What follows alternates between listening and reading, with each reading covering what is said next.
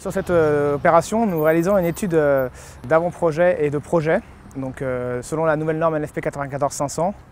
Donc, nous avons débuté en fait, cette opération en 2011-2012 par une ancienne mission appelée mission G12, qui dorénavant est prénommée mission G2 avant-projet.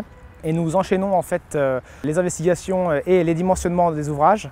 Le projet, c'est l'extension d'une galerie commerciale, un rez-de-chaussée avec 2 niveaux de sous-sol et un soutènement de 10 mètres de profondeur sur la première partie.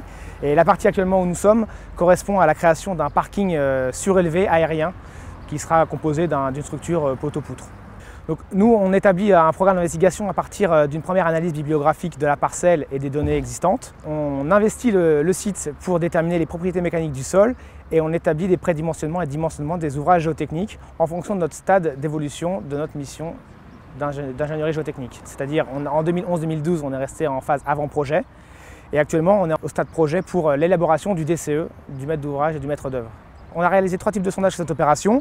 On a réalisé des sondages pressiométriques pour déterminer la portance du sol, des sondages destructifs puisqu'on est sur des terrains à potentiel de dissolution pour déterminer si on a des risques de dissolution de gypse pour le cas sur la parcelle, et également des sondages dits carottés pour faire des analyses en laboratoire et déterminer la cohésion du terrain dans le cadre du dimensionnement des soutènements.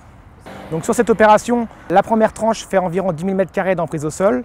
Le parking qui sera situé derrière moi aura une surface au sol de 8 000 m². On a réalisé environ 70 sondages sur la première phase et on réalise une vingtaine de sondages sur cette seconde phase. Donc sur le système de soutènement de la première phase, on est sur un versant éconcentraire d'environ 10 mètres de profondeur.